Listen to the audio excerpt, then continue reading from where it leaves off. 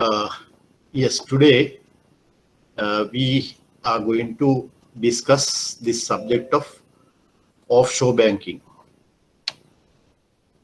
Can all of you see the screen?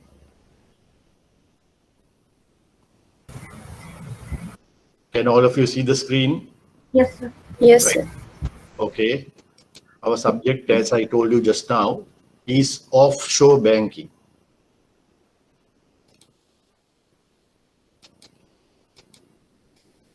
Right. Now let's go for a brief introduction.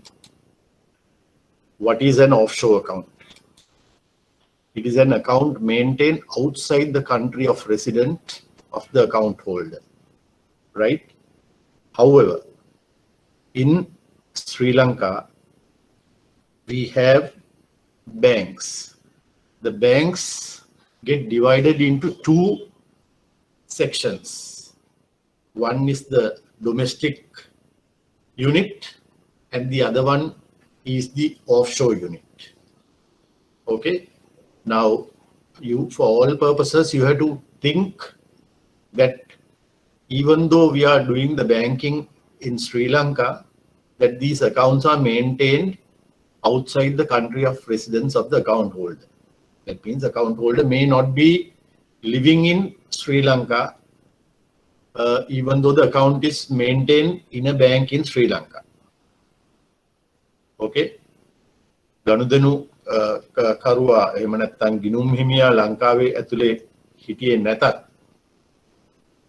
මේ account එක තියෙන්නේ ලංකාවේ නම් maintain කරන්නේ account එක කියන එක පොඩ්ඩක් මතක තියාගන්න.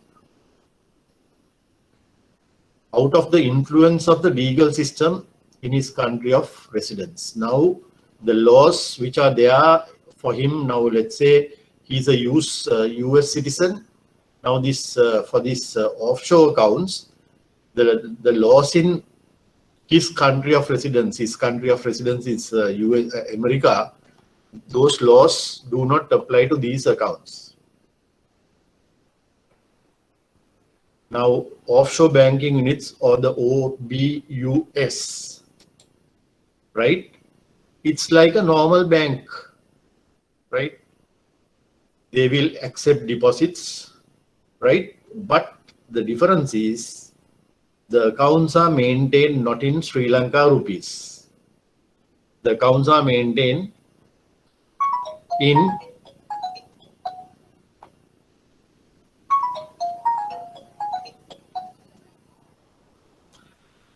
the accounts are not maintained in Sri Lanka, the deposit accounts are maintained in non-resident currency. That means not in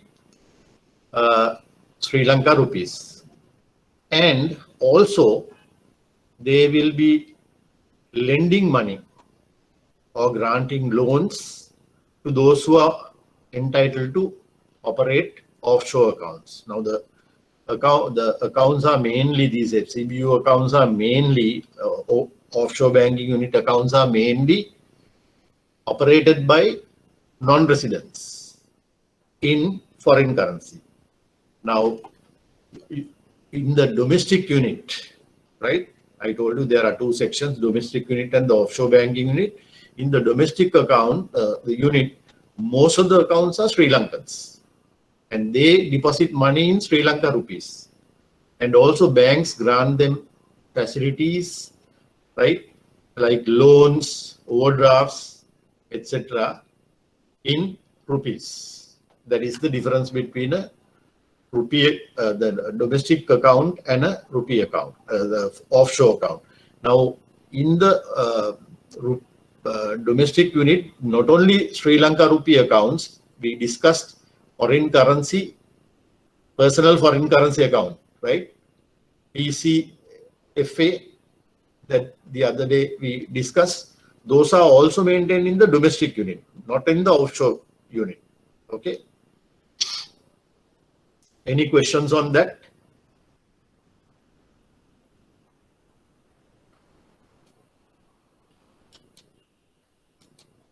Right. Now there's a background to these offshore units. Now before November 1977, right, there were certain economic reforms in Sri Lanka. They were introduced by the then government, right, in November 1977. We call them as economic reforms. Economic liberalization introduced at that time marked a watershed in the country's economic policies. So there were, before November 1977, there were a lot of rules and regulations with regard to economic activities. Now, what happened in November 1977 is that after the election of that government at that time, they decided that they should relax these rules and regulation. That is what you understand by liberalization. එවකට නොවැම්බර් 1977 නොවැම්බර් මාසෙ තිබිච්චට පෙර තිබුණු නොයෙක් නීති රීති රෙගුලාසි relax කරා, එහෙම නැත්නම් ලිහිල් කරා. ඒක තමයි මේ ආර්ථිකය සම්බන්ධ තිබිච්ච නීති රීති හා රෙගුලාසි ලිහිල් කරා. නොවැම්බර් 1977 නොවැම්බර් ඒක ලොකු රටේ වෙච්ච ලොකු වෙනසක්. Right? It was a big change in the country's economy. New policies transformed a closed, tightly controlled, inward-looking economy pursued from 70 to 77 into a market-oriented, outward-looking ones. Now, until this 1977 November, right, there were various policies which were very rigid. එහෙම නැත්නම් බොහොම තද නීති රීති තිබුණා. නමුත් අලුත් ප්‍රතිපත්ති new policies ඇවිල්ලා මේක වෙනස් වුණා. Right? Until such time the economy was inward looking. බොහොම control කරපු මේ ආර්ථික ප්‍රතිපත්තියක් තමයි එතකොට තිබුණේ. ඔක්කොම නිකන් රට ඇතුලේ දේවල් 70 ඉඳන් 77 වෙනකන්. ඊට පස්සේ මේක market oriented, ඒ කියන්නේ වෙළඳ පොළට හරියන විදිහට outward looking, ඉදිරිය පේන විදිහට පිටට පේන විදිහට මේ ප්‍රතිපත්ති ඔක්කොම වෙනස් වුණා.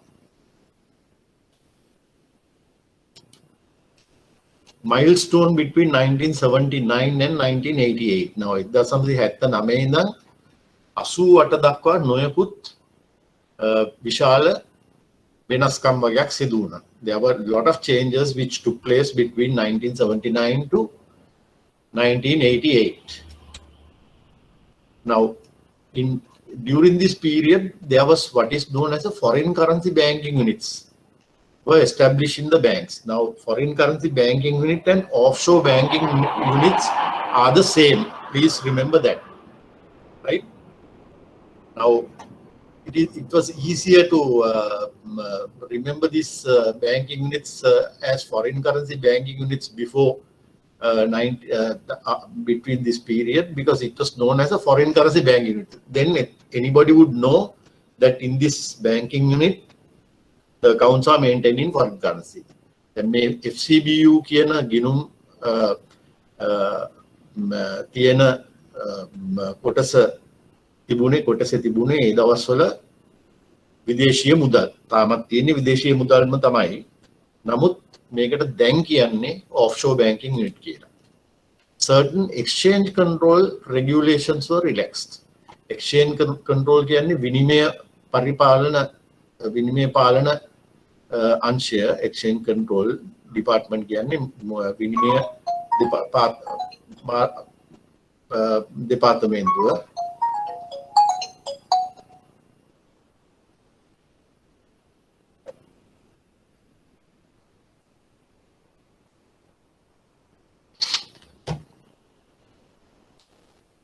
මේ තිබුණ exchange control විනිමය නීති රීති regulations කියන්නේ රෙගුලාසි වෙනස් වුණා.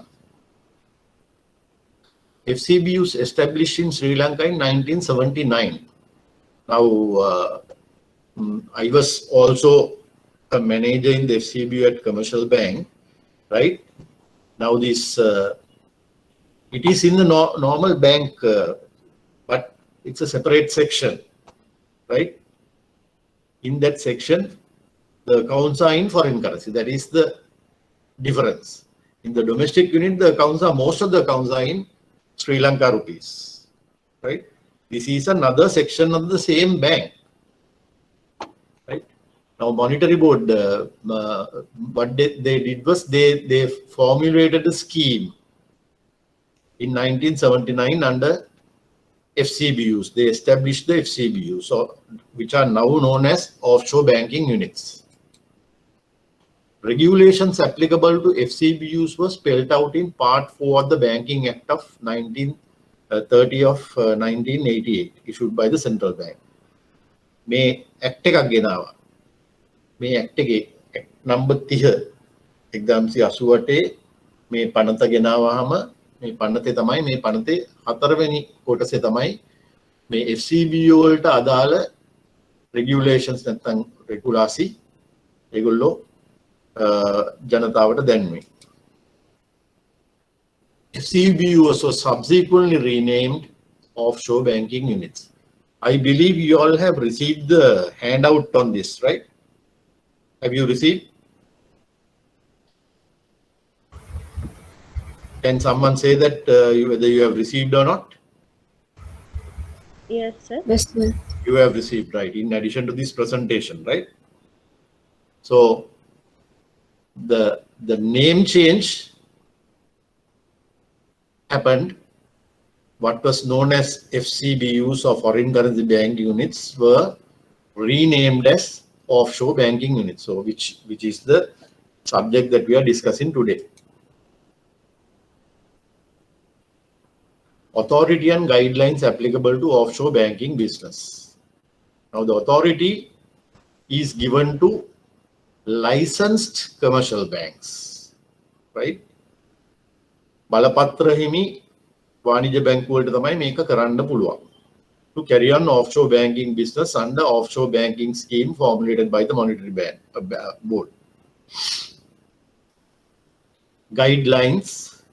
The commercial banks are presently guided by banking or offshore banking scheme order number 2000 dated 7th April 2000 issued by the supervision of the Bank Supervision Department. Now, if you go to the Central Bank website, you can find this order, right? But you don't have to by heart these things. Do not worry, because there hadn't been much questions on the at the exam on offshore banking. I did not see any significant I mean big questions on this area, right? Other than short questions. Benefits applicable to FCBU. Then may FCBU වල එහෙම නැත්නම් offshore banking units වල නොයෙකුත් ලාභ තිබුණා මේ ඒවල accounts තියෙන කට්ටියට. Free from normal exchange control regulations. දැන් ඔයගොල්ලෝ දන්නවා ලංකාවේ තියෙනවා විනිමය පාලන නීති රීති සහ රෙගුලාසි. FCBUs වලට ඒක බලපාන්නේ නැහැ. You know all that all of you know that there are exchange control regulations, right, for normal transactions. Now the accounts in the FCBUs or the offshore banking unit are not applicable to them, right? Those exchange control regulations are not applicable to the people who have accounts in the FCBU. And they were getting tax benefits when they do exports. අපනයනය කරනකොට ඒගොල්ලන්ට බදු සහන තිබුණා. Free of customs duty, right? They did not have to pay customs duty when they export goods. Attractive interest rates on borrowings when compared to local currency. Then local currency එකෙන් ගන්නකොට ගෙවනවාට වඩා පොලි අනුපාතය සෑහෙන අඩුයි FCBU එකේ borrow කරනකොට. මොකද මේවා foreign currency වලින් නිසා foreign currency වල rates අඩුයි. මට මතකයි ඒ දවස්වල local currency අපි රුපී loans දුන්නේ 118කට විතර. නමුත් US dollar වලින් borrow කරපු එහෙම නැත්නම් ණය ගත්ත කට්ටියට FCBU එකේ ගෙවන්න උනේ මට මතක හැටියට 104ක් 5ක් වගේ රේට් එකක්. නමුත් ඔවුන් ගෙව යුත්තේ ඒක foreign currency වලින්මයි ඒ interest එක ගෙවන්න ඕනේ. Exchange rate fluctuations will not affect the investor. මෙන්න මේක ඉතාම වැදගත් කාරණාවක්. මම කිව්වනේ මේ රේට් එක උඩ වැඩි යනවා කියලා. අද රුපියල් 186 ඩොලර් එක හෙට 181 වෙන්න පුළුවන්. අනිද්දා 182 වෙන්න පුළුවන්. නැවතත් 180ට එන්න පුළුවන් බ්‍රහස්පතින්දා විතර වෙනකොට. ඒ වගේ fluctuations නැහැ මේ exchange rate එකේ නැත්තම් විනිමය අනුපාතයේ ඒ වගේ උඩ වැඩි උඩ යන එකයි පහත යන එකයි මේ FCBOs වලට නැහැ.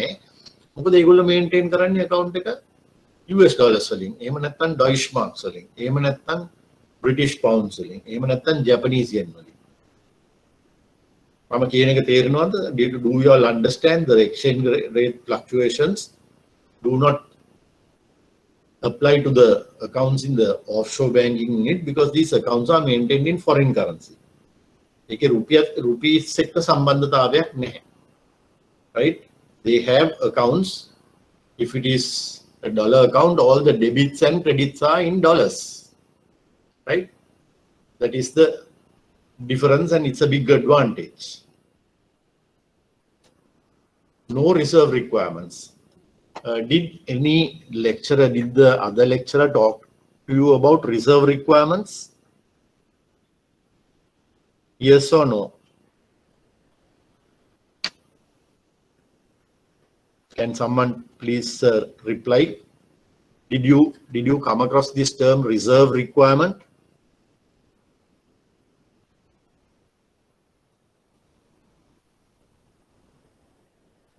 Yes.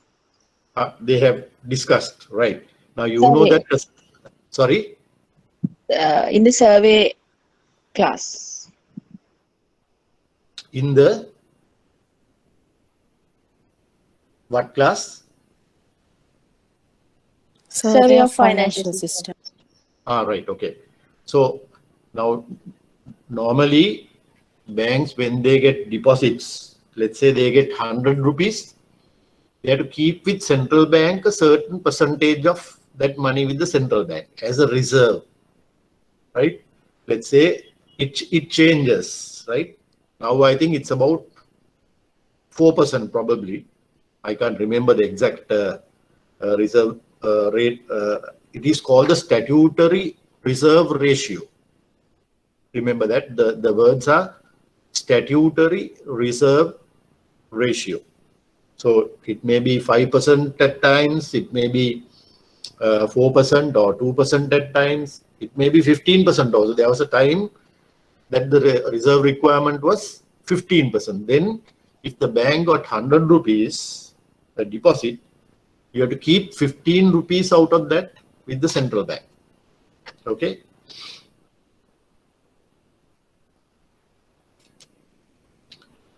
Opening accounts in offshore banking units. Now this is an important area, but you know the basic requirements like KYC, CDD, all those AML, those are applicable to these accounts.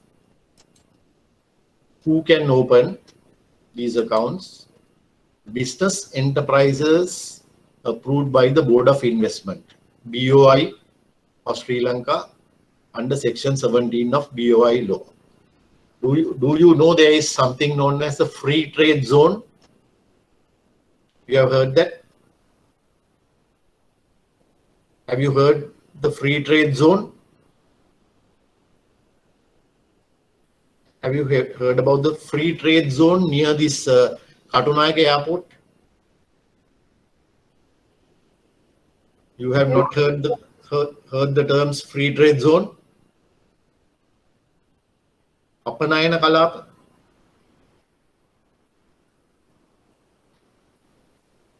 I have heard, sir. You have heard? Yes. Yes, right. Okay.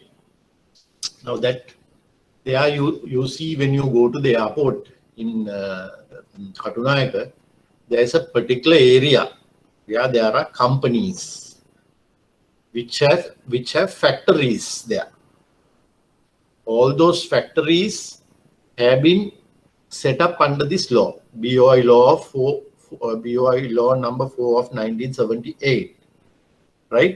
You had to ලංකාවේ තියෙනවනේ මේ board of investment කියලා එකක්, BOI කියලා. I forget the singular term, sorry. නිදහස් වෙළඳ කලාපය.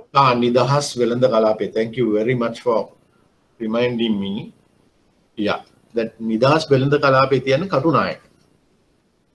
now මේ කටුනායක වෙළඳ කලාපයේ තියෙන නොයෙකුත් පිටරට කම්පැනි අපේ ලංකාවේ board of investment එකෙන් approval එක අරගෙන factory එක හදලා තියෙනවා. ඒ වගේ ගොඩාක් ඒවා තියෙනවා. Right? Now I used to deal with most of those companies. One company called Dial Textiles, they were manufacturing jackets, winter jackets. Then there was another company called Yusui Lanka, a Japanese company. They were manufacturing brushes. Then there was another company called North Sails Lanka. They were manufacturing sails for boats. Rural අවශ්‍ය rural හැදුවේ ඒ company එකකින්. Like that, there were a lot of companies. Still, those companies are there, right? They are given special approval by the Board of Investments to import goods, manufacture them here. The workers are all Sri Lankan, mostly Sri Lankan females are working in this free trade zone or Apanayana Kalape, නිදහස් වෙළඳ කලාපය. වැඩ කරන්නේ කාන්තාවන් හුඟක් වෙලාවට ඔයගොල්ලෝ අහලා ඇති නොයෙකුත් සමහරලාට ඒගොල්ලන්ට තියෙන ප්‍රශ්න ගැන එහෙම කතා කරනවා. The problems that they have, the factory workers in the free trade zone, those are being discussed at various forums, right? So there, what happens is these companies are given permission by the Board of Investments. The Board of Investment එකෙන් මේකෙත් මට සිංහල නම මට මතක නැහැ.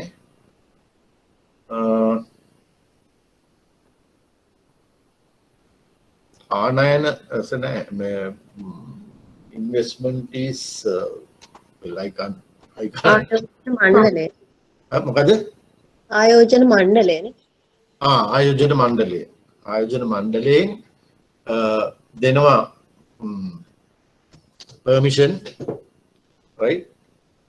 Permission දුන්නාම ඒගොල්ලන්ට පුළුවන් ඒගොල්ලන්ගේ raw materials අවශ්‍ය මූලද්‍රව්‍ය ගෙනල්ලා ඉවරලා මෙහි අපේ ලංකාවේ සේවකයව ධම්මලා ඒවා හදලා ඒවා නැවතත් පිටරටට යවන්න. මේකේ හුඟක් වෙලාවදී Board of Investment is very strict about those goods being sold in Sri Lanka. ඒවා ලංකාව ඇතුළත විකුණන්න බෑ. Right? The companies in the free trade zone, their products cannot be sold in Sri Lanka unless with special approval.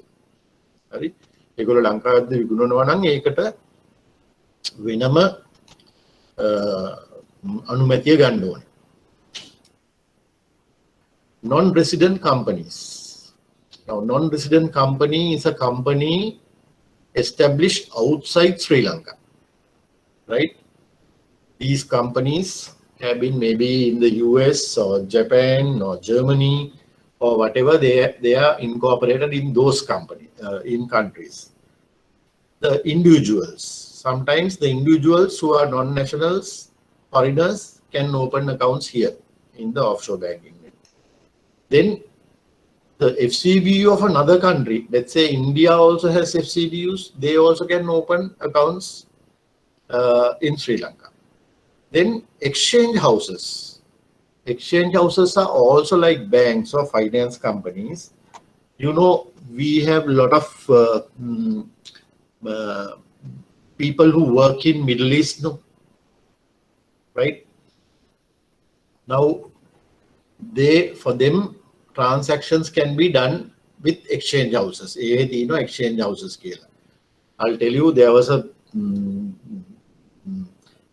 a couple of exchange houses which had accounts with the commercial bank. Then, වැඩ කරන අය කරන්නේ තමන්ට හම්බ වෙන කුවේට් ඩීනාස් හරි Saudi රියාල්ස් හරි ගිහිල්ලා එතනට දුන්නාම මේ එක්ස්චේන්ජ් හවුස් එකට දුන්නාම ඒගොල්ලෝ ඒ සල්ලි එවනවා මෙහෙට සමහරලාට ඩොලර්ස් වලින්. So these exchange houses used to maintain accounts in US dollars in Sri Lanka, in Sri Lankan banks. Now Hatton National Bank, Commercial Bank, Sampath Bank, all of them have foreign currency accounts maintained by exchange houses which are established outside the country.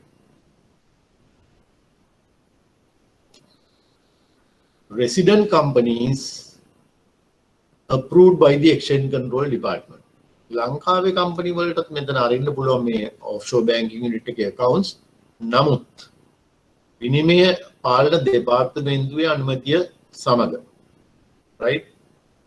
Companies which are locally established, locally incorporated, also can open accounts in the FCBUs provided the Exchange Control Department has given them approval to do those, open those accounts. Requirements to open accounts. මේ ගිණුම් ඇරීම සඳහා මොනවාද අවශ්‍ය වෙන දේවල්? Due diligence. What is the term that we use for this? We use 3 letters. Can anyone remember? CDD. Yeah, CDD or customer due diligence. When you say due diligence, it is for customers, right? Customer due diligence. KYC. Do you know what KYC is? Can you remember? Know your customer. Yeah, know your customer. And AML procedures. All of you can remember this AML, the 3 letters stand for what? Anti-money laundering. Anti-money laundering, yes. So these things are applicable to these accounts. You have to do the customer due diligence, getting them to open the account. You give them the forms, account opening form, or I have used another term for account opening form. What is that term?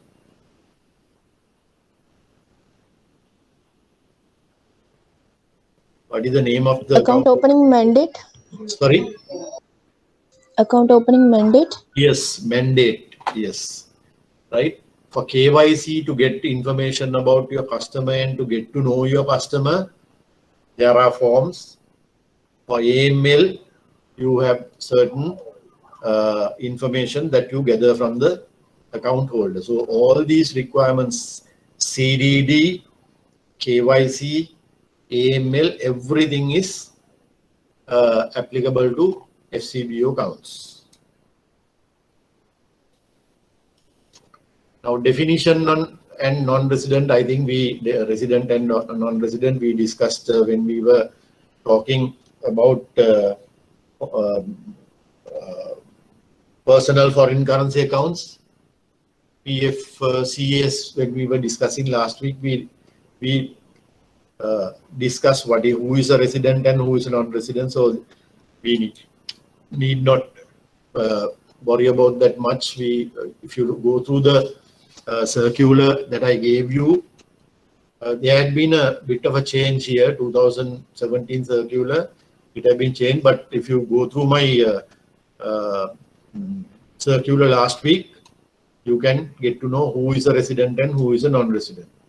Any citizen or any citizen of Sri Lanka or any citizen of foreign currency married to a citizen in Sri Lanka, if such person has been in Sri Lanka for a period of 183 days or more in aggregate during the last 12 months. So let's say from 1st January 2020 to 31st of December 2020, if a person has been married to a foreign citizen, right, that person is considered a non-resident, resident. Any citizen of Sri Lanka who has proceeded outside Sri Lanka, I would advise you to go through this circular what we did last week, the handout. All those things are there, right? The resident could be a student who is on a visa granted by, let's say, a student is there in Australia doing a bachelor's degree or a master's degree. So he has a student visa, right? He is also a resident still, although he is living abroad. Diplomatic representatives, consuls, trade commissioners of the government of Sri Lanka, resident outside Sri Lanka by whatever name or title designated. This also we discussed last time. Any person who is a Sri Lanka, a citizen of Sri Lanka, if he is a member of the staff of any person referred to in earlier paragraph A, a member of the staff of a government corporation, government institution, statutory board, licensed bank or company which is incorporated in Sri Lanka serving abroad, except for those recruited abroad. Now we have Commercial Bank has a branch, a couple of branches in Bangladesh. So what we do is we send someone from here, from Sri Lanka, one of our employees is sent as a country manager. ඒ රටේ ඒ branch එකේ manager හැටියට යවනවා අපි. එතකොට එයා although he is serving abroad, he is a resident. He may be paid in dollars in that country. Any member of the family of any person treated as being resident in Sri Lanka from paragraphs C to E above. ඉස්සලා කියපු ඒවල කට්ටියගේ family members ලත් දෙකට අයිති වෙනවා. Non-resident means an individual, company, body corporate or any other judicial person or any unincorporated body not included in the definition of resident. දැන් ඉස්සලා අපි කතා කරේ residents ලා ගැන. ඒකට අදාළ වෙන්නේ නැති අනිත් කට්ටිය ඔක්කොමලා non-residents හැටියට තමයි ගණන් ගන්නේ.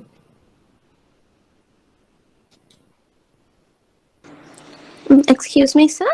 Yes. If a foreigner is married to a Sri Lankan for more than 1 year, and if he is from a sanctioned country and he hopes to open an company account at a bank, do we still have to get the compliance approval before opening the account? What do you mean by a sanctioned country? If like he's from Pakistan. Yes. So these days, some regulations has been made now. Before opening account, we have to see whether he's from a sanctioned country or not. Yes. Now, if we have any doubts, what we can do is we can refer that to the Exchange Control Department and get a ruling on that. Generally, Pakistan people can open accounts in the offshore unit, provided they meet the CDD, KYC, AML and CFT regulations. Right? Am I clear? Yes, sir. Thank you. Right. If you have any doubts only, you'll have to refer these things to the Exchange Control Department and ask, okay, there's a person, right, who is married to a Sri Lankan or whatever, right? He wants to open an account. Can we open the account? So you're very safe if you have a doubt. If you think that there are some sanctions or whatever, very rarely you come across these situations. Normally, when you get the mandate filled by that person, right? You know what your CDD regulations are. You know what your KYCs are, AML procedure. If he is not violating any of those things, even though if it's a Pakistani, he can open an account. There's no problem. But if you have a doubt, always what we do is, if you have any doubt, we go to the Exchange Control Department. Not go in the sense, we contact the Exchange Control Department and we ask them, right? So they will look at the thing and they will say yes or no. So I think that is the safest way of handling that kind of a thing. So basic regulations to carry out business in offshore banking units. Have I answered your question fully? The girl who asked that question? Yes or no? Someone asked that question about the Pakistani. Have you got a satisfactory answer for that? Yes, sir. Thank you. All right, okay. Now, the other day we talked about designated foreign currencies, right? Did we or did we not? I told you all, I think there were some 13 or 14 currencies, foreign currencies, which are known as designated foreign currencies, right? The accounts are maintained in those foreign currencies only, right?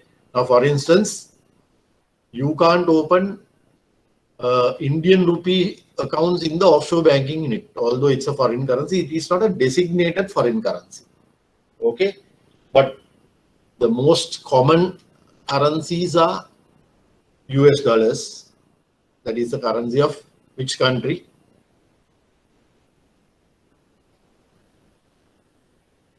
United States. Yeah, United States of America. Then pounds, British pounds.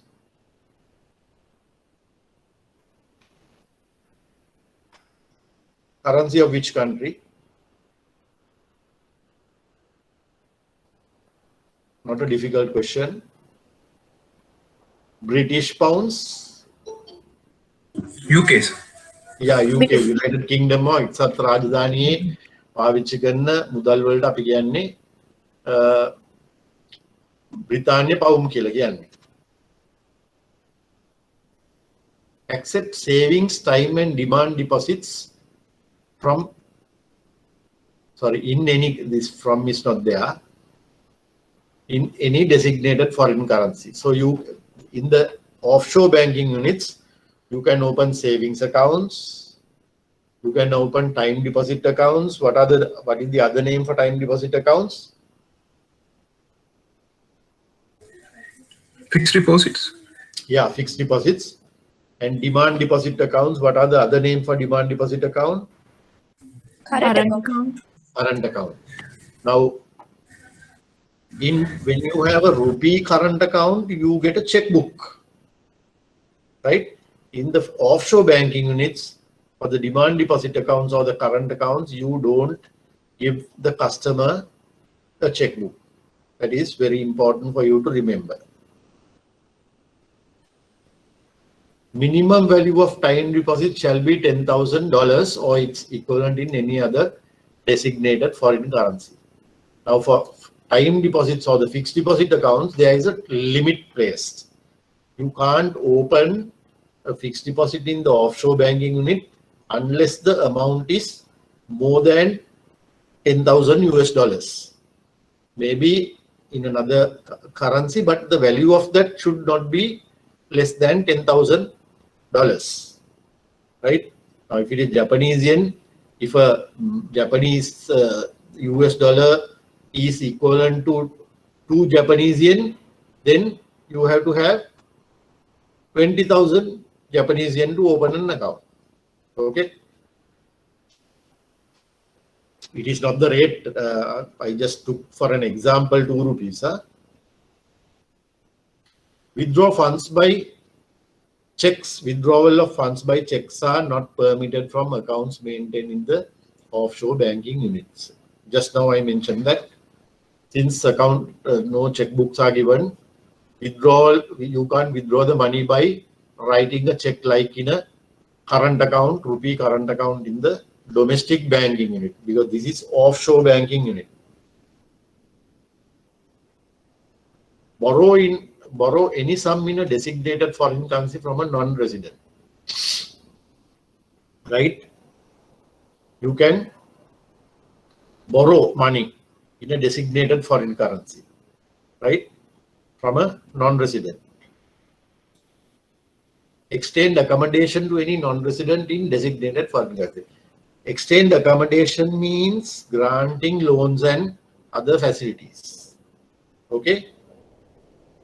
So you can grant in the offshore banking unit. You can have time deposit. You can accept deposits in the form of savings, time or fixed deposits, and demand deposits or current accounts. And you can grant loans, right? you can grant an overdraft.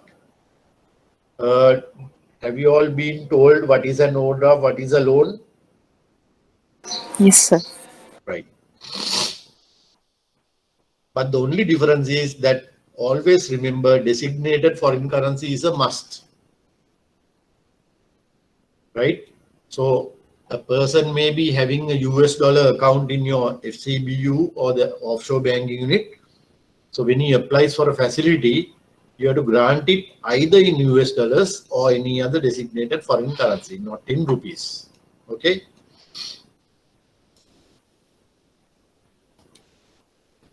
Basic regulations to carry out business in offshore banking units.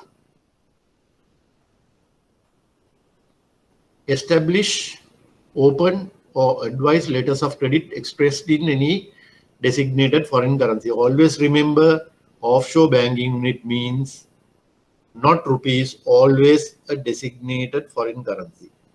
Do you know what a letter of credit is?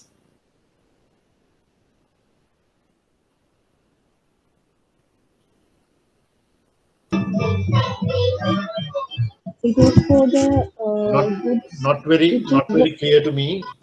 Can someone tell whether, as the previous lecturer talked about letters of credit?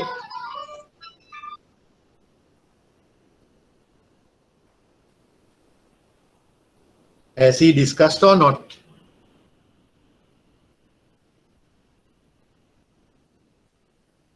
If you say that he has not discussed, I can just give a brief introduction on that. Have you heard the term letters of credit? Yes, sir. I have heard, sir. You have heard, but you do not know much. Is that what you say? Actually, it is bank is taking the risk for export goods from other country to Sri Lanka. Yes. Well, I will put it this way. Let's say I am in Sri Lanka. I want to Import a car. Right? Now the person who is selling the car to me, Honda company, let's say in Japan, they do not know me. Right? The person, the Honda company does not know me, and I want to buy a Honda car from the Honda company in Japan. For that, what I do is I will ask the bank for a letter of credit. Right? The bank will say, okay, my name is Nimal Lakshman. The applicant of the letter of credit is Nimal Lakshman. The exporter or the seller or the supplier is Honda Motor Company in Japan. Let's say the value of the car is 1 million Japanese yen. So the value in the letter of credit is Japanese yen 1 million. Right? And in the description of the goods, it will say one Honda vessel motor car. It will say the color is this. The tire sizes will be this. Engine capacity will be 1300 cc or whatever. Like that, the description of the goods will be there on the letter of credit. What I do is, I give the bank in Sri Lanka rupees. Now, I'm not talking about offshore now, right? I'm just trying to explain the letter of credit. I give 1 million yen. If the rate of a yen is 2 rupees, I give the bank 2 million rupees. Then the bank has correspondence, right? The bank has established various arrangements with banks abroad. Every bank has for different currencies in different countries accounts overseas. So let's say Bank of Japan, commercial bank is here, Bank of Japan is in Japan. Commercial bank will type a document called a letter of credit, and they will send it to the Honda company, right? So the supplier. Now, Honda company will know that if they send the car, that they are definitely getting the money from commercial bank.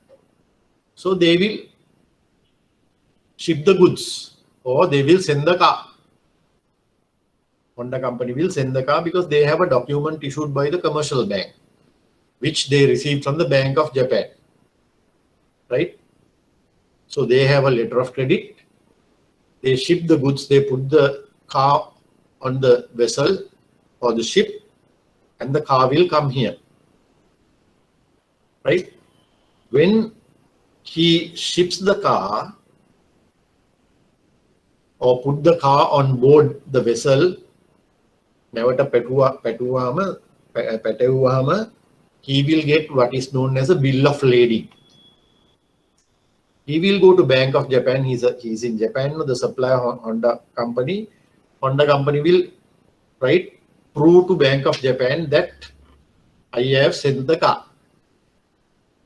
So based on those documents, the person, the Honda company will get money in Japanese yen, 1 million Japanese yen there. Is that understood? Yes, sir. Right. Similarly, I will tell the other side of this. Now, with this 1 million Japanese yen, we took at the rate of 2 rupees per yen, 2 million. With that, we send that money to the Bank of Japan, right? The commercial bank will send the money to the Bank of Japan. Bank of Japan will keep their charges and things like that and pay the balance money to the Honda company for the car that they exported. From they export the car or we import the car, whatever. Similarly, let's say I am a manufacturer of garments. Sri Lanka is famous for garments, no? Now there is a buyer in UK or US, let's say US. He will say, I want this particular shirt, 1,000 units, right? 1,000 shirts I want. My price is $5 per shirt. So $5,000 worth of shirts I have to export to US. What I do is I manufacture the shirts, right? First of all, I want to get a letter of credit from the person who wants my goods. So he will go to a bank in US and that bank will send a letter of credit to this country, to me, right? Right. His name is Donald Trump.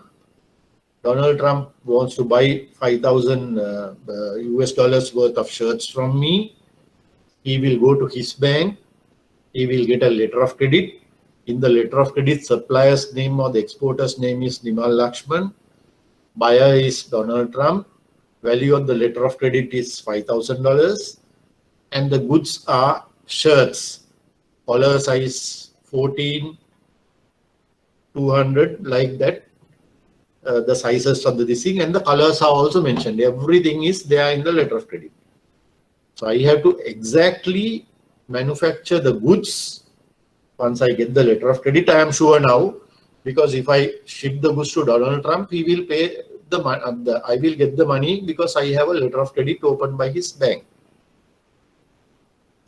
So I will manufacture the shirts, pack them nicely, and put them in a box or the container or whatever, and I put it onto the ship.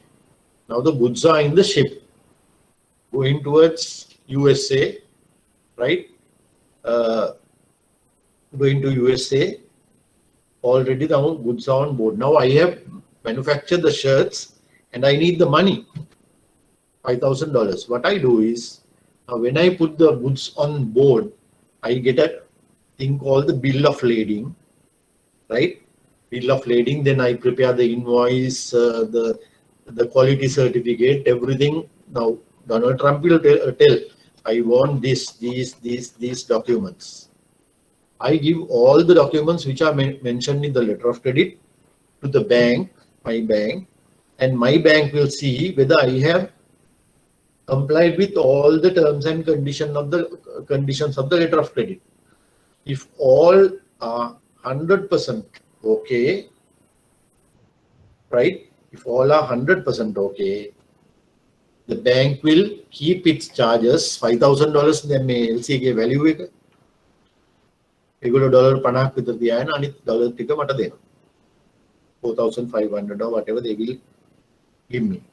So that is the letter of credit is an instrument issued by one bank addressed to another, giving an undertaking, irrevocable undertaking. It is called an irrevocable letter of credit. There are revocable letters of credit also, but mostly if you do deal with people whom you do not know, you ask for an irrevocable letter of credit for the goods that you want to export.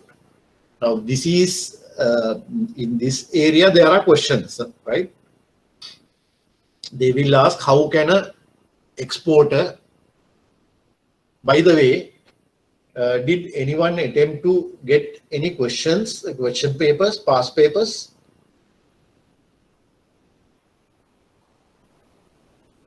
Did you all make an attempt to get past papers, please? Yes or no? No, sir. No. Now you must you must try and get these past papers because you will need those. Otherwise, you won't know the type of questions that that are coming. Let me call the institute and ask now. How, because I told them to make arrangements to give past papers to students.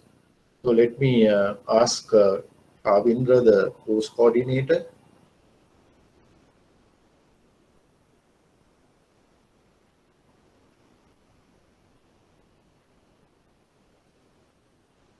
Give me a minute, I'm calling him.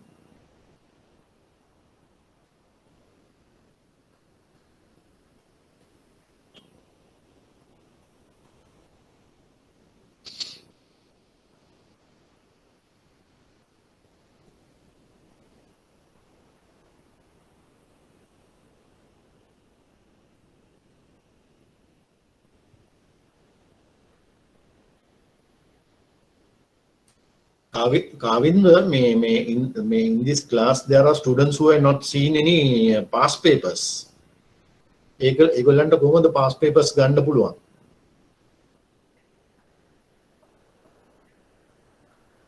There's a sales counter. Sales counter.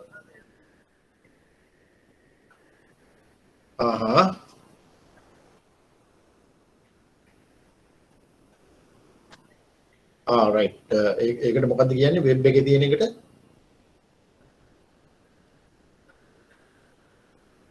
Announcements යට නේ. Right. Okay, right. Under announcements in the institute web, you can buy these things by making a payment, right? They will make arrangements to send the papers to you. Maybe they will provide you soft copies. Or else there is a sales counter. Excuse sir. Yes. Sir, last week I spoke to the facilitators from the institute. They said that due to the prevailing situations, they are unable to send those past papers. They said for this online classes, they will upload all the past papers to the site. All right. Okay. Anyway, I will once again I will talk to them. You all just give a call and find out whether in the sales counter whether you can come and buy. So that is what I was just now told. Actually, sir, I'm from Nuwara. You are from Nuwara, so you can't come here. There is no institute branch in Nuwara. No, sir.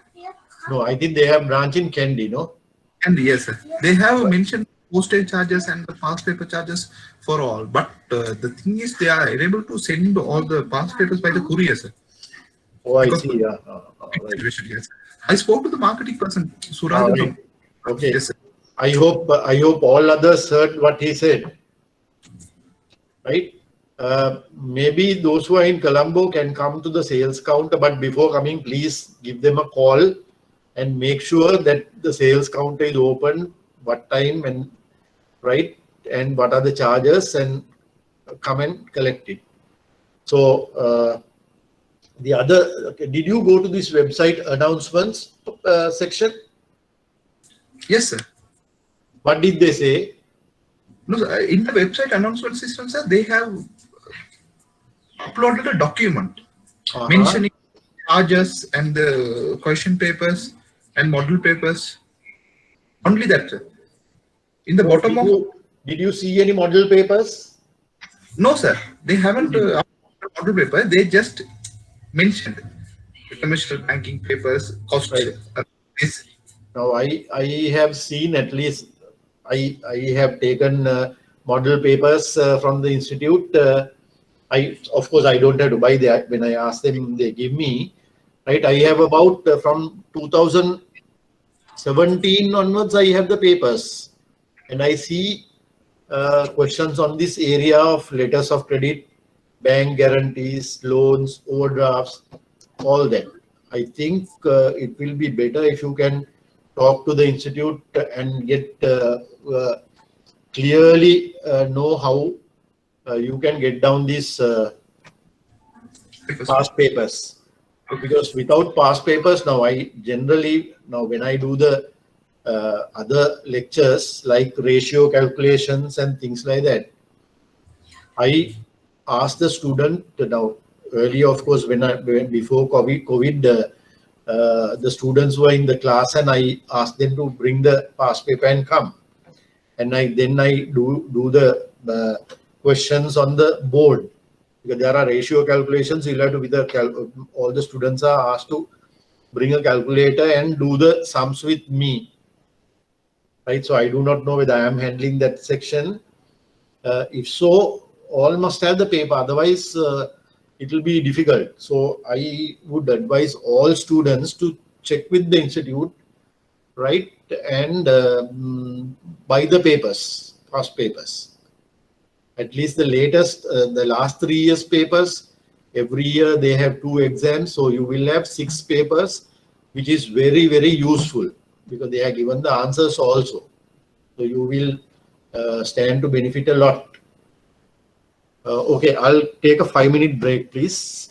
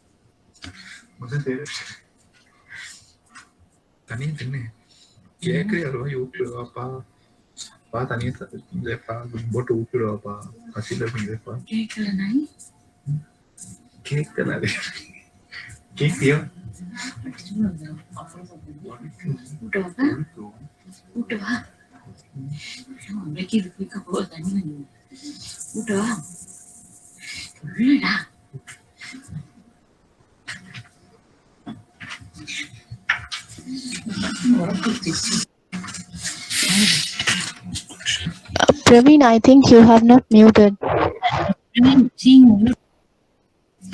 Really sorry.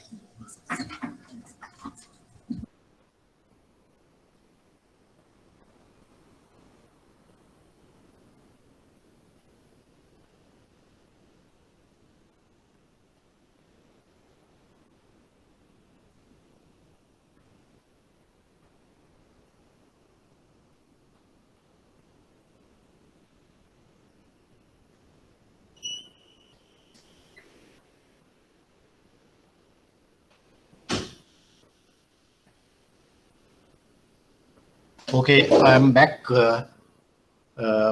So my advice to you all is, when I finish the class, I'll go and talk to them, and I will tell them that students are having difficulties in getting papers. I will specifically mention about your case, who told me that he is from Norelia, right? I will tell the institute to make arrangements. I will find out when I go, right? Right. So now I had customers when I was in the offshore unit at Commercial Bank. I had customers, right, who used to get these letters of credit, right, and export goods against the letter of credit. So remember that this is letter of credit is a undertaking from one bank to another bank that provided all the conditions in the letter of credit, all the documents which are stipulated in the letter of credit. If they were complied with, the money will be given by the bank, right? Letter of credit එකේ තියෙන ඔක්කොම ලිය කියවිලි හරියට බාර දුන්නා නම් බැංකුවට ඒ letter of credit එක ඒ බඩු මේ නැවට පටවලා ඒ documents එක bill of lading එකයි insurance documents, various things they mentioned, quality certificate වගේ දේවල් ඉල්ලනවා. ඒවා ඔක්කොම බැංකුවට දුන්නා letter of credit එකත් එක්ක බැංකුව ඒවා ඔක්කොම documents හරි නම් ඒකට සල්ලි ගෙවනවා.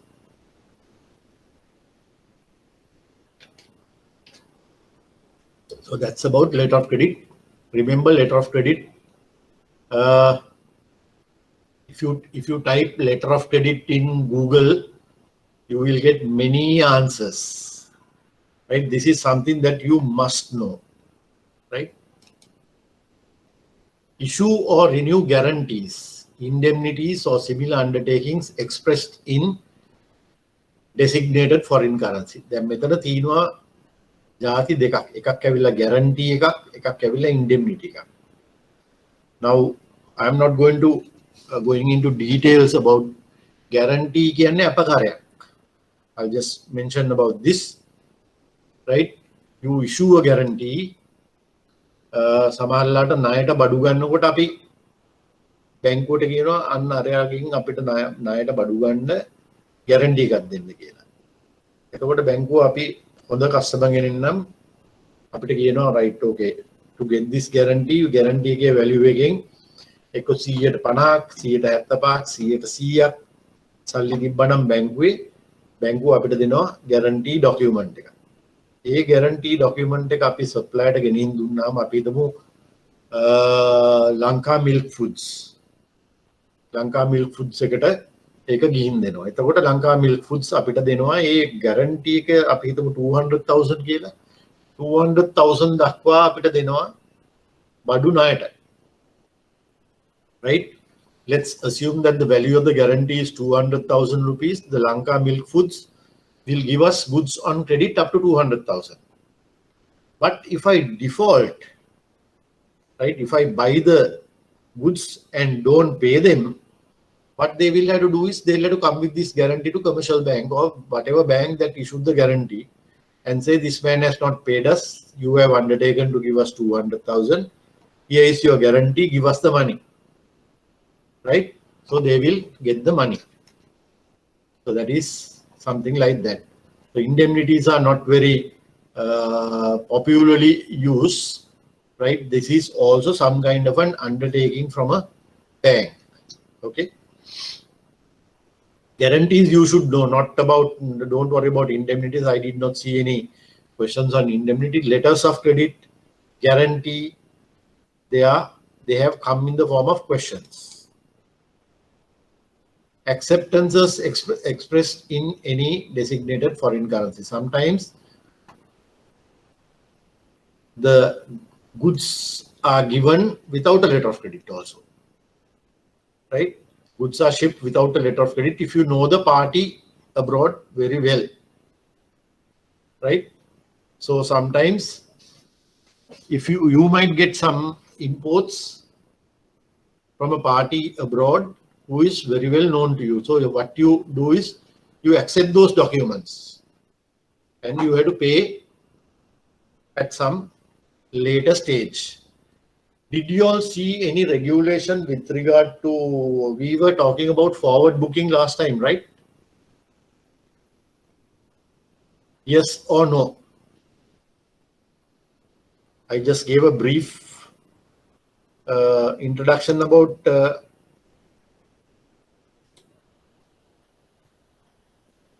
forward bookings? Did we not? I took the example of a car.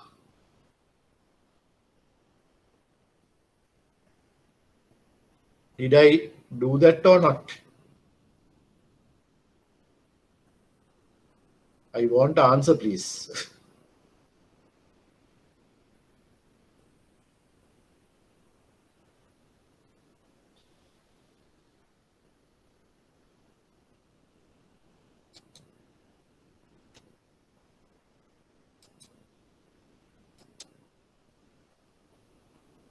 Can you see me on the screen now?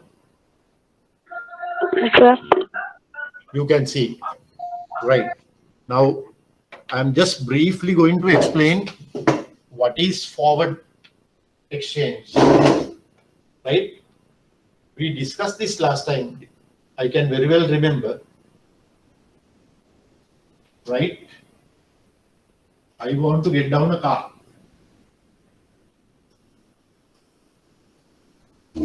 Okay. This is a Honda car.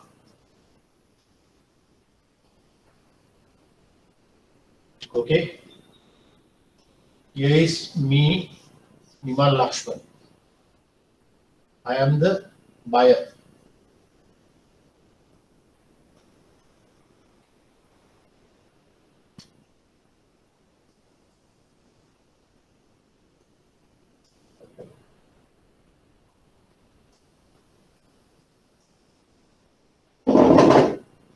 And all of you see the screen, the board?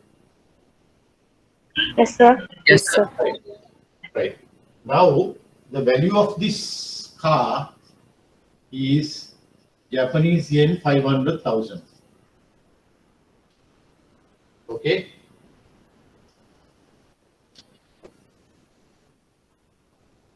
Now, today, let's say the Japanese yen is 150.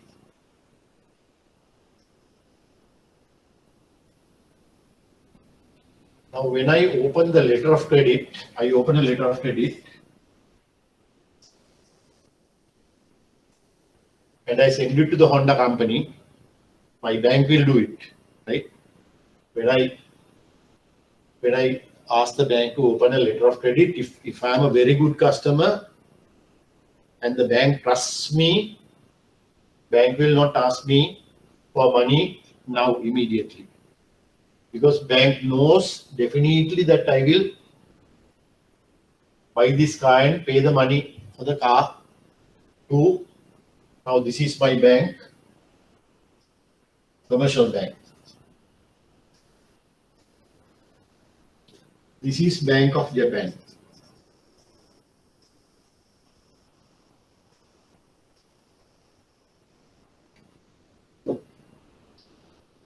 Now, Honda company, when we exchange correspondence, they say you open a LC, right? But we will want 3 months to send the car to your country because we have to make the car. Okay. Let's say we open the LC on the 1st of January 2021. So when will the car come to Sri Lanka?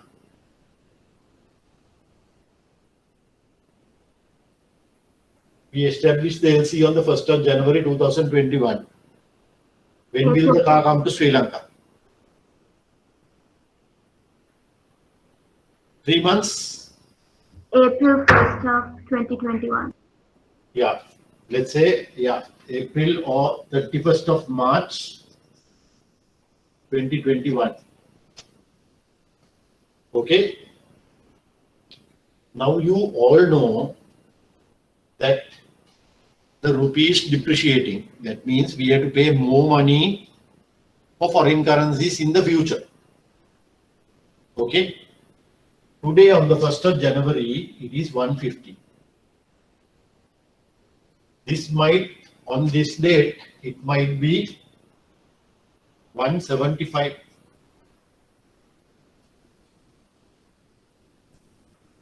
So now today's value of Japanese yen is 150, but you are hoping that this value will go up to 150 or maybe even 2 rupees. You don't know. Right? So there is what is known as the exchange risk.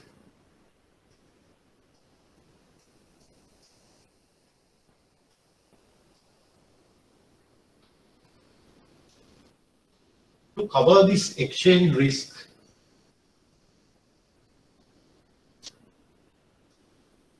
what you do is you ask the bank to get you a forward contract.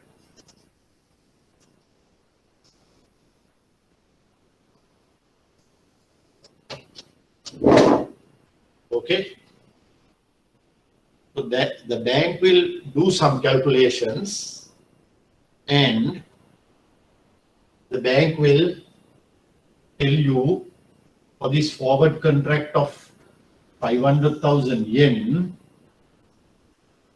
you pay us at the rate of 160. Right? So you have covered your exchange risk by entering into the forward contract. Irrespective of whether this is 175 or 190 or whatever, your maximum liability is 160 because you have entered into the forward contract.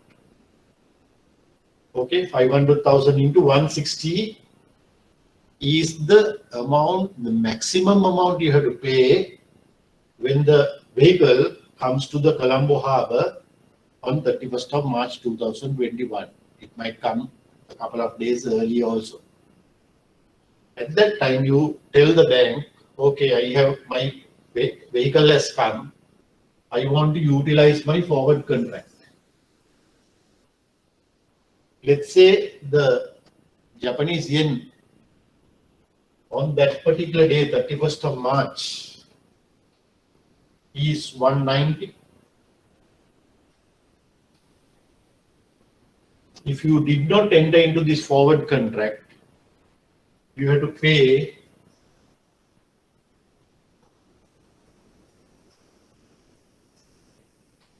you have to pay 500,000 into 190 because you did not have a forward contract. But here you have a forward contract, so you will be paying only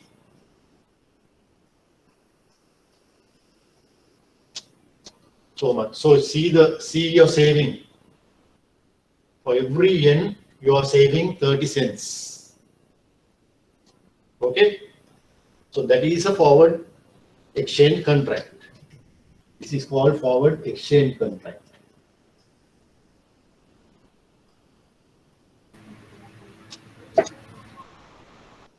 Did all of you understand this? Or do you want me to explain again? Understood, sir. Right. So remember, sorry? So in situations like this, if a person breaches this contract, which will be enforced? The bank, to book forward, Okay. bank will do it only for very trusted customers. Transfers. Okay. Same as this is also handled by the bank. Yeah, this is done by the bank. Okay, sir. Okay, fine. Right? Forward exchange contracts are issued by the bank, So not by when anyone else. okay, sir. When doing forward contracts, sir, similar like the LC, the customer who needs to import, want to open an LC account, sir? Sorry, I did not hear you properly. Same like the LC, if a Yeah. customer needs to. This is a transaction being done under LC, yeah? Okay, fine, sir. Because Honda company will not, no, the Honda company does not know me at all. No? Therefore, they will want me to open a LC. Okay, sir. Okay. Without the LC, they will not send a car to me. Okay, sir. In the LC, they have the guarantee from commercial bank. Okay, If sir. all the documents related to shipment are in order, Okay. right? Commercial bank will pay Honda. Okay, sir. Apart from the bill of lading, sir, another contract will be included into this transaction. This is not a must, but now from last week, I think from last Monday, booking forward exchange contract, the central bank stopped. Okay. Because of foreign currency fluctuation. Yeah, because the dollar is weakening at a rate. Because of that, the central bank said no forward exchange contracts can be booked by banks now. It is applicable right now for the next 3 months, I think. Okay, sir. Now there are people who have opened LCs, 160 days LCs, 6 months LCs. Right? Forget about this, forget about the car. Forget about the car. Let's say from Japan, Abans are getting down refrigerators, 2-door refrigerators.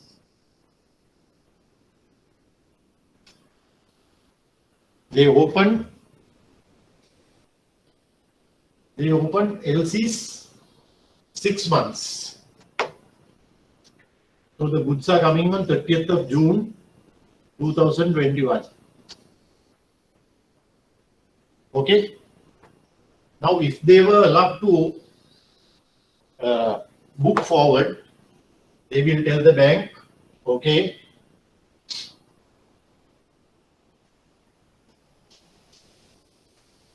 this is LG company, US dollars, the value of this is 100,000 US dollar.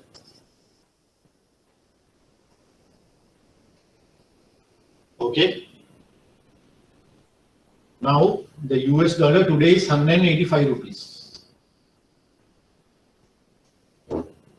If I am sure that the dollar is going to be something like 190 or 200 rupees, by the time my goods come on 30th of June, the refrigerators come, I have to pay a big amount at the rate that is there on that particular date, 30th of June. Right? So I asked my bank, can you please give me a forward contract? Then the bank might do various calculations and they will say, now this is today's rate, 1st of January rate. Bank knows goods are coming on 30th of June or close by. Bank will do various calculations. They will estimate the exchange, the rate, how it is going to be, and they will say, okay, 190 rupees for a dollar forward contract, forward exchange contract. Now you are happy about this rate, you book. So when your goods come, you know you have to pay only so much. Okay? Is that understood? Yes, sir. Yeah, 100,000 into 190 is your maximum liability. Okay, sir. Now you are very, very safe here. You have covered your exchange risk. Now let's say you did not do it. For some reason, either you forgot to do the thing or you think, no, the rupee will improve. But what happens? Rupee goes to 200 rupees, right? Dollar goes to, $1 US goes to 200 rupees. So for every dollar you are losing 10 rupees. Okay? Yes, sir. Remember another thing, very important. Let's say the rupee improved. The dollar got weakened, the rupee improved, and on that particular day, 30th of June, the rupee has improved to 175 rupees. Don't expect that to happen, right? Then you still have to pay the bank at this rate, because this is something that you cannot cancel.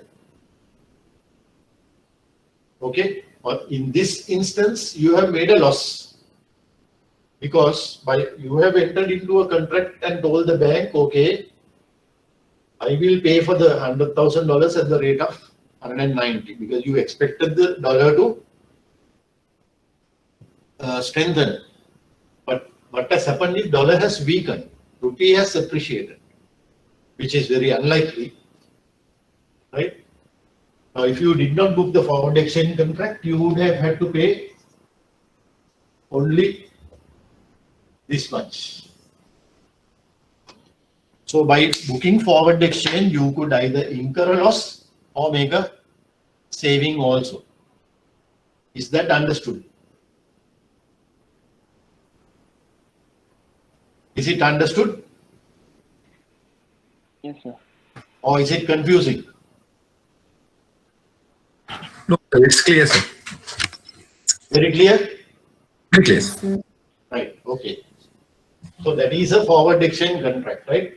So that I have covered during this session, although it is not part of this thing, both foreign exchange contracts as well as letters of credit. Okay. So remember, letters of credit can come definitely in the question paper. Okay.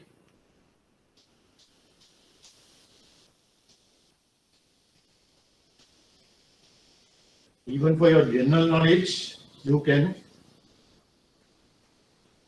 just get an idea. But remember, from last week, central bank stopped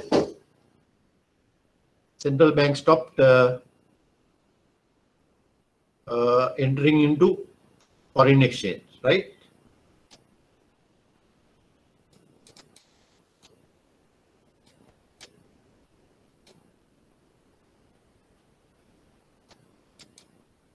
Right, can you see the screen now?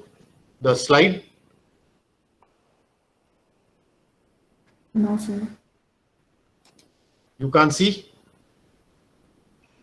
No, sir. No. Can't see.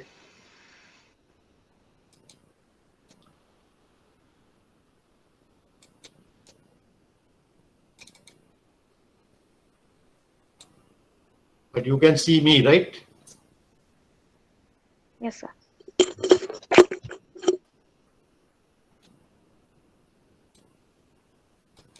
Can you see now? No, sir. No. Anyway, if you take the, if you look at the handout,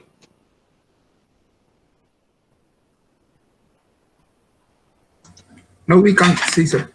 you can't see anything. No, sir, Can now see, we sir. can You can see? Can see, sir.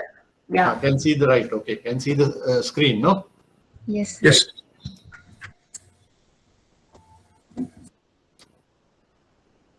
I have still not been able to understand how this technology works. Right. So we spoke about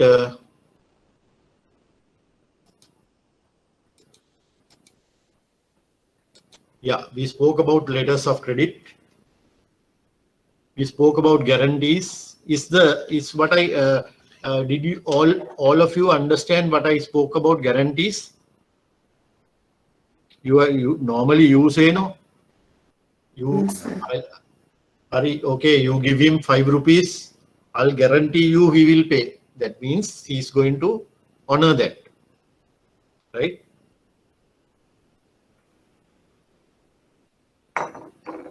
Right. Acceptances, I told you, don't worry much about this thing. They have not asked any questions on acceptances.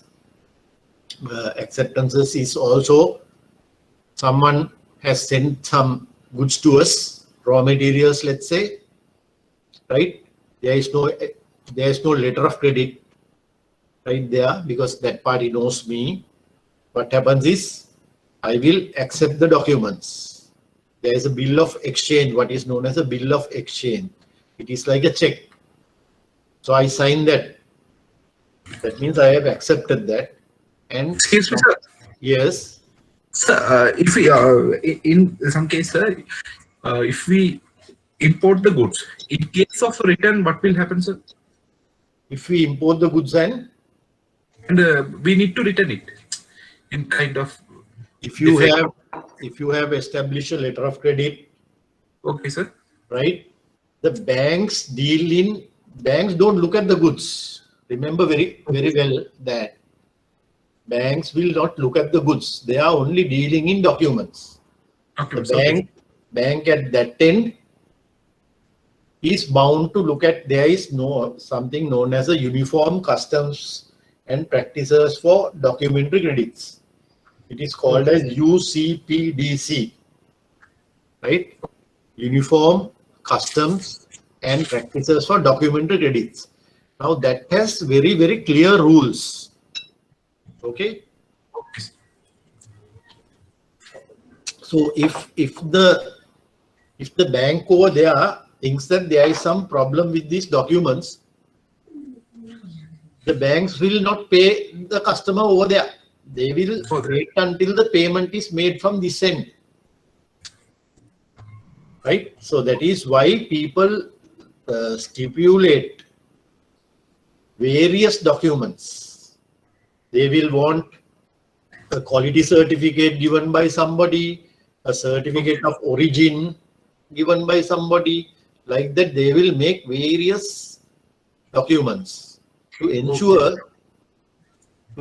that the correct goods are being shipped. Once you accept the documents, right? Normally the bank checks when the documents come here. Bank checks everything. They go to every letter, every dot, everything is checked. If there are any problems in the documents, because they can't see the goods, no? Yes, sir. Goods are in the harbor. Yes, sir. Yes. They will go through all the documents, and if they find a mistake, they will say, this set of documents have discrepancies. Okay, sir. Okay. Right? Okay. They will ask the customer, are you willing to accept these documents with these discrepancies? Yes, sir. Yes. If the customer thinks that it is a minor discrepancy, the customer will say, right, okay, don't worry, I will accept it. And I will take the documents and go and clear the goods. Is that understood? Yes, sir. Otherwise, the documents, if the customer, the importer, if she says, no, this is not what I asked. I asked for these things. I asked for the color pink, right? This car has, the car that I wanted to import has come in green. I don't want. Then the bank will get back to the Honda company and say, what are we to do? Then Honda company sometimes might say, might find another buyer in Sri Lanka and say, tell the bank, okay, you sell the car to him, or else reship the goods.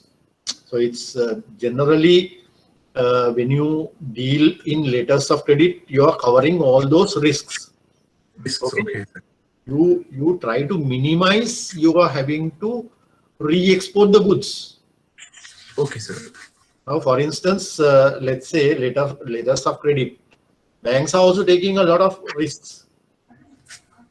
Let's say a trader in PETA, he wants to import potatoes from India. Okay. Right? Okay. If he does not ask for the quality certificate of origin and all that, yes, sir. It's going to be a big problem, because if there's a delay, the potatoes are going to get perished in the harbor. Yes, sir. So what do banks do in instances like that? Perishable goods, onions, potatoes, maybe dates, what we eat, it can get perished, no? Maybe garlic, maybe ginger, or whatever that we import. The banks know the risk that is there in those goods. So the banks, at the time of opening the letter of credit, banks say you pay the 100% value of the letter of credit now. Right? We call it margin. Right? That is a kind of security. Cash margin of 100% of the letter of credit must be kept if you're opening Bombay Onions.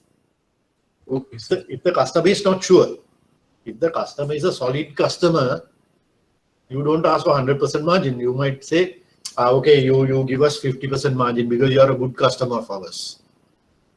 Right? So the security for letters of credit, import letters of credit, you get margin and cover yourself. Right? Because otherwise, when the goods come, and if the customer says, no, I don't have money to pay for this letter of credit, I can't clear, then bank is in a big problem, no? yes, sir. So by taking a margin, the bank covers its loss. So if you, at the time of opening the LC, if you have taken the 100% value of the letter of credit, even if the Bombay Onions get rotten in the harbor, you are not, the bank is not worried because bank has got its money. Okay? Yes. Right. Okay, sir. Thank you. Engage in any transaction in any designated foreign currency with any other offshore unit. Now, let's say India also has offshore units. Sri Lanka also has offshore units. Bangladesh also has offshore units, right? So the offshore unit of commercial bank can enter into transactions with the offshore unit in Bangladesh. Is that understood? Is it understood? Yes. Right. Engage in any other transaction authorized by monetary board with the approval of the minister in any designated foreign currency. Everywhere this designated foreign currency is coming, so you should know what these designated foreign currencies are. What are the designated foreign currencies? Now we are going to the designated foreign currencies. Australian dollar, Canadian dollar, I put this in alphabetical order. Chinese renminbi, Danish kroner, Deutsche Mark. Deutsche Mark is the currency of which country? Denmark. No. Another attempt? German? Germany, yeah. Always remember, mark is Germany, yeah? Deutsche Mark is Germany. Euro, Previously, they had the different currency rates. sorry, Previously, they had the different currency rates. Deutsche Marks. Previously, sir, I really do not know that. during the World War times. Sorry? Yeah. During the World War II times, sir. Maybe long time ago. I think I was not even born at that time. Yes. Okay, you know euro, right? Yes. Hong Kong dollar, Japanese yen. Here the country's name comes first, other than this Deutsche Marks, right? Everywhere the Danish, Denmark, right? New Zealand dollar, Norwegian kroner, pound sterling here, currency of what country? Pound sterling. We discussed in the morning today. UK, yes, United Kingdom.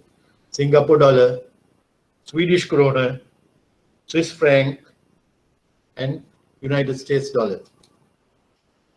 Now, I have listed out these X. Okay, all these are in the websites. Website of the Bank Supervision Department of the Central Bank. In addition to that, you all can go to the websites of Bank of Ceylon, Sampath Bank, and Ceylon Bank. Shall we go to one of those websites to see?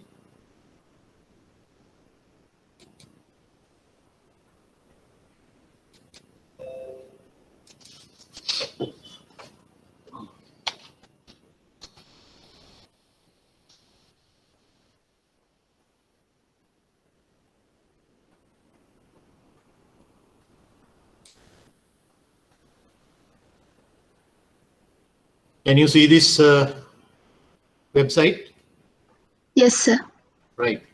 Now, the other day, we discussed all these accounts. Now, even though this is outward investment account, personal foreign currency account, business foreign currency account, and inward investment accounts are all in foreign currency, right? These are maintained in the domestic banking unit. Okay. Now, in a bank, when you have a domestic banking unit and an offshore banking unit, the offshore banking unit prepares a totally different P&L account, profit and loss account, and also a balance sheet in US dollars. Okay. So your foreign currency banking unit or the offshore banking must have a separate balance sheet and profit and loss account. Later on, for the final accounts, you consolidate both. Okay, is that understood?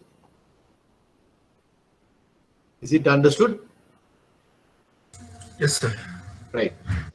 So remember, these accounts are in the domestic unit. Offshore account is a different one, which has a separate balance sheet and here the Sampath Bank FCBU or offshore banking unit. Now we discussed this. Eligible BOI companies. Right? BOI, what is the singular term? Is somebody mentioned this name. Ayojana Kalape. Nidhas Velenda Kalape, yeah. Eligible BOI companies, exchange houses, offshore companies, non-resident individuals. What we could offer you here: deposit account, deposit products, financial solutions. Trade services means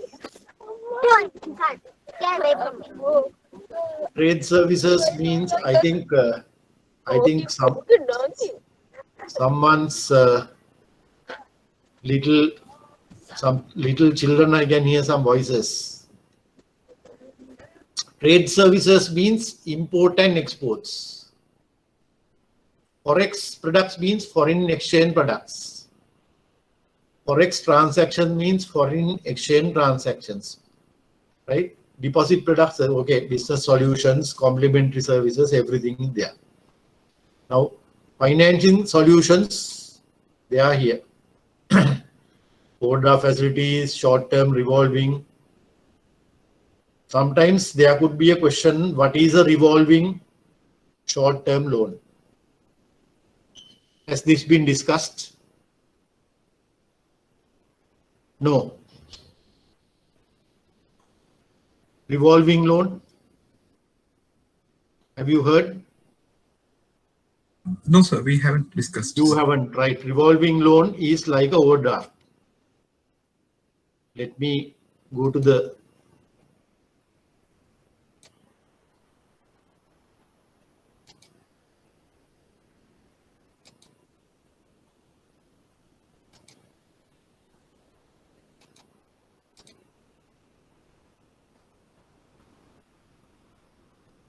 now, let's say you ask the bank, you go and tell the bank, I want an overdraft, right? Now, what will the bank do? The bank will give you 100,000. You can hear me? Yes, And sir. all of it. Yes, Yeah. yes. Right. Now the bank will give you 100,000.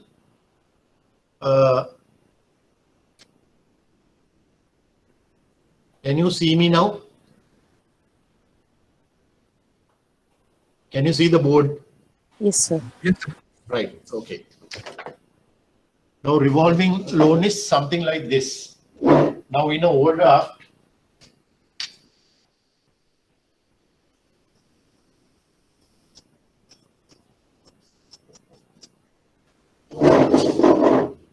overdraft is not your money.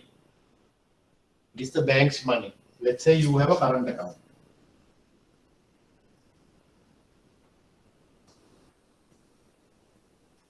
Debit, credit, balance.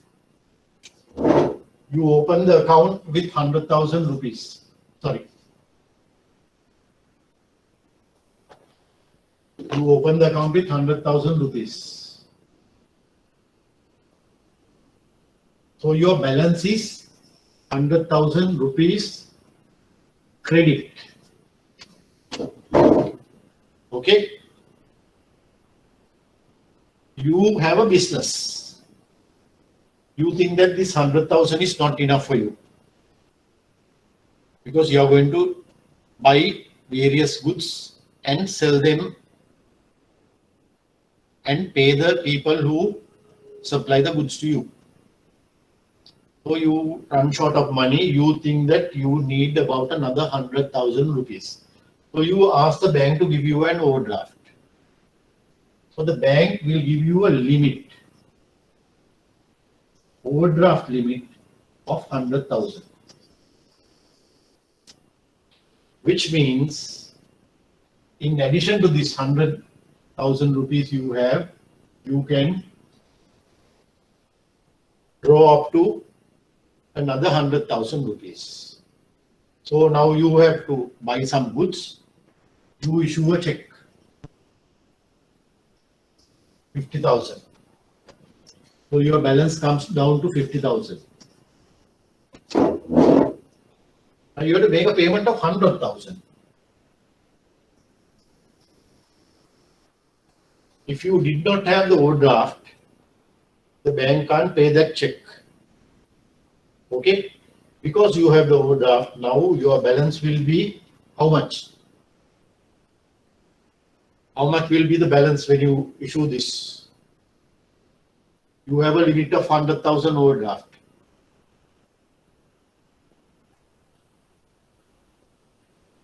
What is the balance in the account?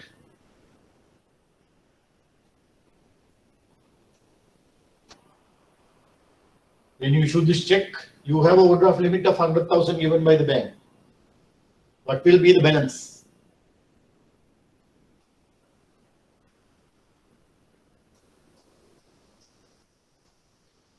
50,000 debit. Did you understand? Because this is your money, this is credit. You issued a check for 50,000. You earlier had a credit balance of 100,000. That is your 100,000. You issued a check for 50,000. So your balance is 50,000. Now you issue a check for 100,000. You have an overdraft limit of.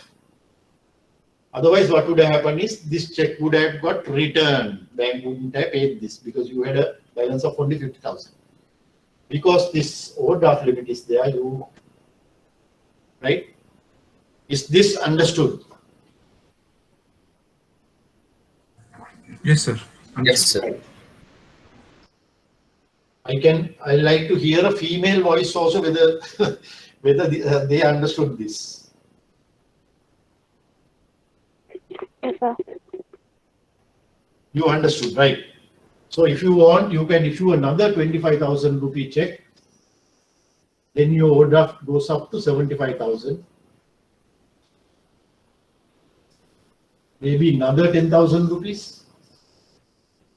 Your overdraft balance goes up to 85,000 rupees. Then let's say you sell the goods and you get a 100,000 credit to your account. Then how much is your balance? Can someone tell me? How much is your balance? 15,000. Yes, correct. 15,000 you must say credit. Huh? Credit. Yes. This is very simple, this is arithmetic. I'm sure all of you have done A levels and you all know, I think, more complicated things than this. These simple arithmetic. Right. Now that is the overdraft. Now revolving loan is something different. Revolving facility, very much similar to revolving loan, let's say. You do buying and selling, right? You ask the bank to give you a revolving loan limit of 100,000 rupees. Now this is a loan account. You can operate within 100,000 rupees. What you do is you give some security to the bank. Bank keeps the security and establish a limit of 100,000. You can ask the bank to give you 50,000 out of that, so you have a balance of 50,000. This is bank's money, mind you. Here you don't have your money here. That's the difference between overdraft. Then you ask the bank to give another 25,000.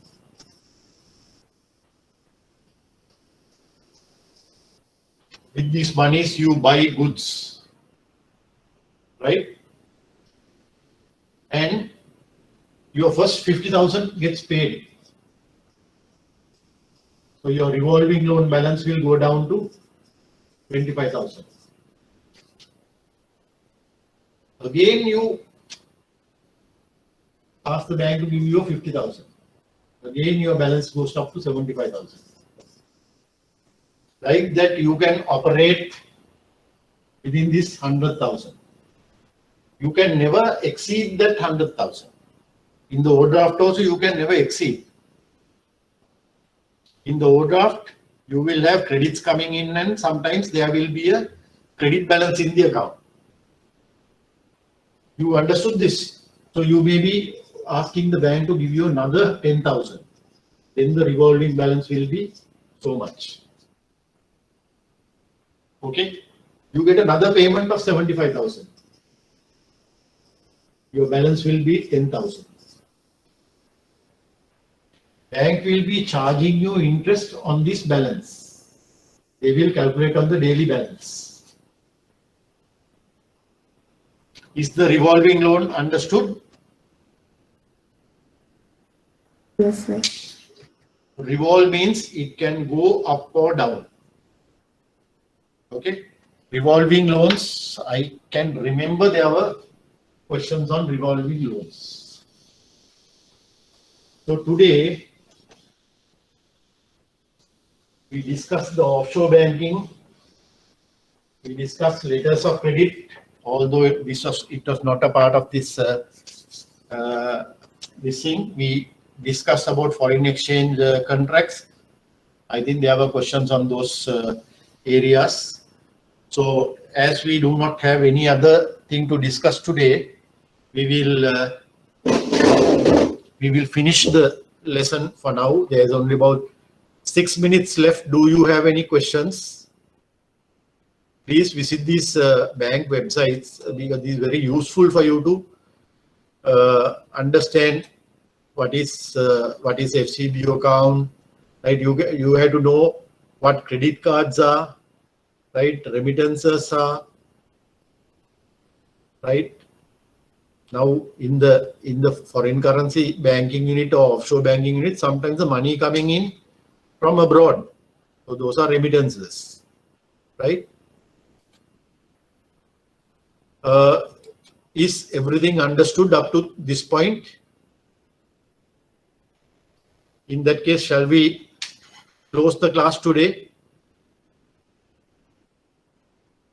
Okay. If there are no questions, we will stop today. Right? Okay, thank you very much then. Thank you, sir. Thank you, sir.